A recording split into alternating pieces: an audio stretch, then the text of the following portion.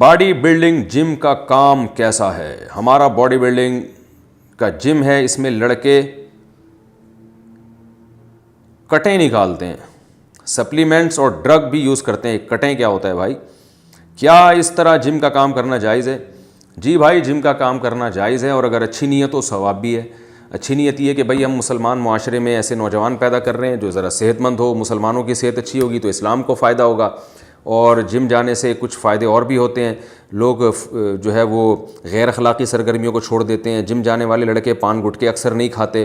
تو اگر آپ کی نیت اچھی ہے کہ میں قوم کی اصلاح معاشرہ کا ذریعہ بنوں گا تو صرف جم خانہ کھولنا جائز ہی نہیں ہے بلکہ ثواب بھی ہے۔ باقی جو ڈرگس لے رہے ہیں ان کو منع کریں بھائی، یہ نہ لو، اس سے صحت خراب ہو جائے گی۔ سپلیمنٹ جو فوڈ سپلیمنٹ ہیں جو وہ تو ڈاکٹروں سے پوچھ کے لیے جا سکتے ہیں، لیکن یہ جو ڈرگس وغیرہ ہیں یہ برباد ہو جاتے ہیں۔ تو آپ لکھ کے لگا دیں کہ بھائی ڈرگس نہ لیں، پھر بھی کوئی لے رہا ہو تو اس کو ہیڈیک ہے۔ لینے والے تو آپ کو پتہ ہے وہ چرس لے رہے ہیں اور ہیروئن لے رہے ہیں، تو وہ سارے آپ کے کھاتے میں نہیں آئیں گے انشاءاللہ۔ آپ جم میں لگا دیں لکھ کے کہ بھائی ڈرگس نہ لیں، یہ صحت کے لیے نقصان دہ ہے۔ گم شدہ سونا واپس کیسے لائیں؟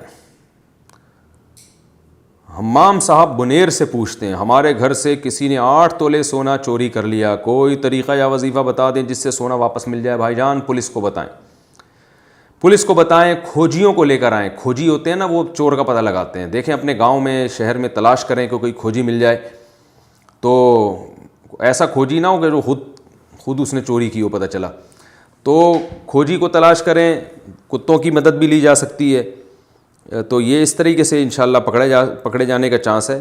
باقی اور کوئی طریقہ نہیں ہے۔ باقی جہاں تک بات وظیفے کی ہے تو دعا کریں اللہ سے، 2 رکعت پڑھ کے صلاۃ الحاجت پڑھ کے میں بھی دعا کرتا ہوں اللہ کرے کہ آپ کا سونا واپس آ جائے۔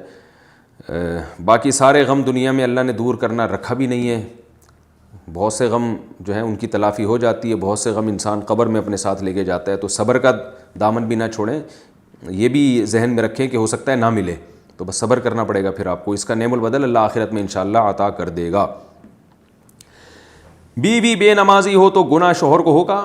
اگر بار بار بیوی کو کہنے کے باوجود نماز نہ پڑھے تو کیا اس کا گناہ بھی شوہر کو ملے گا؟ نور محمد دہلی سے۔ بھائی آپ کہیں بھی بیگم کو، لیکن کہنے سے زیادہ اس کی تربیت کی فکر کریں۔ تبلیغ میں لے کے چلے جائیں بیگم کو، سہ روزے کی جماعت میں، انشاءاللہ وہ نمازی بن جائے گی۔ نہیں تو کسی بزرگ سے بیعت کروا دیں۔ شوہر کی بات کا بیوی پہ اثر نہیں ہوتا عام طور پر، تو کسی اور عالم کے بیان سنوائیں، تو گھر میں کچھ فضائل کی تعلیم کا، فضائل اعمال کی تعلیم شروع کر دیں، یا کوئی اور حدیث کی کتاب شروع کر دیں، یا کسی بزرگ کی کوئی دینی کتاب شروع کر دیں۔ تو اس طرح سے آہستہ آہستہ آہستہ آہستہ ایک ماحول بنے گا، تو اللہ نے چاہا تو آپ کی بیگم نمازی بن جائے گی۔ اگر آپ نے اپنی اصلاح کی کوشش کر لی پھر بھی وہ نہیں نماز پڑھتی تو انشاءاللہ پھر قیامت کے دن آپ کو گناہ نہیں ہوگا۔ پرائز بانڈ کی شرعی حیثیت، محمد اشر سندھ سے پوچھتے ہیں پرائز بانڈ کی شرعی حیثیت کیا ہے؟ اکثر ایسا ہوتا ہے کہ مہینے میں کچھ پیسے بچ جاتے ہیں تو ہم اس کا پرائز بانڈ لے لیتے ہیں، کیا ہم وہ لے سکتے ہیں؟ اور اس کا جو انعام نکلتا ہے اس کی شرعی حیثیت کیا ہے؟ نہیں بھائی، پرائز بانڈ بالکل حرام ہے، اور اس کا جو انعام نکلے گا اس کو ثواب کی نیت کے بغیر آپ کو صدقہ کرنا پڑے گا۔ جنازہ لے جاتے ہوئے اونچی آواز سے کلمہ پڑھنا، جنازہ لے جاتے ہوئے جو اونچی آواز سے کلمہ شہادت کہا جاتا ہے، کیا اس طرح کہنا ٹھیک ہے؟ صدیق اکبر خوشاب سے۔ نہیں بھائی، یہ ٹھیک نہیں ہے۔ جنازہ لے جاتے ہوئے آہستہ کلمہ پڑھنا چاہیے، یا کوئی بھی ذکر کرنا چاہیے آہستہ آواز سے۔ البتہ کبھی کبھار یاد دہانی کے لیے کوئی ایک آدمی اونچی آواز سے ذکر کر لے تاکہ لوگوں کو یاد آ جائے اور وہ اس کو دیکھ کے ذکر شروع کر دیں تو ٹھیک ہے، لیکن مستقل اونچی آواز سے پڑھتے رہنا یہ ثابت نہیں ہے۔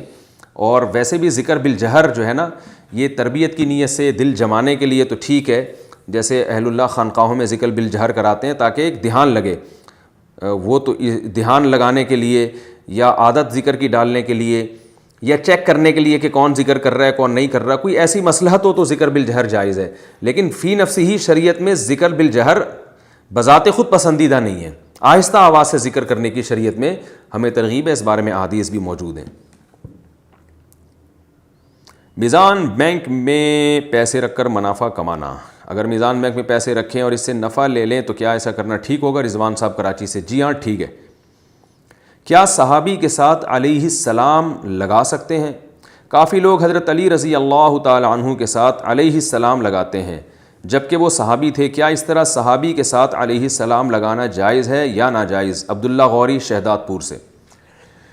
دیکھیں علیہ السلام کا مطلب ہوتا ہے ان پر سلامتی ہو، تو بذات خود تو یہ لفظ ہر ایک کے ساتھ لگایا جا سکتا ہے، پیغمبروں کے ساتھ بھی، صحابہ کے ساتھ بھی، تابعین کے ساتھ بھی، آپ اپنے ابا کے ساتھ بھی لگا سکتے ہیں، اپنی اماں کو بھی علیہ السلام کہہ سکتے ہیں، سلیم بھائی کو بھی، وسیم بھائی کو بھی، کلیم بھائی کو بھی، ستار بھائی کو بھی، ستار بھائی علیہ السلام، تو بذات خود اس میں کوئی گناہ نہیں ہے۔ علیہ السلام کو مطلب ان پر سلامتی ہو۔ ہم ویسے بھی تو کسی کو کہتے ہیں نا السلام علیکم، آپ پر سلامتی ہو، تو السلام علیکم جب جائز ہے تو السلام علیہ کیوں جائز نہیں ہے، اور علیہ کو مقدم کر کے علیہ السلام کیوں جائز نہیں ہے؟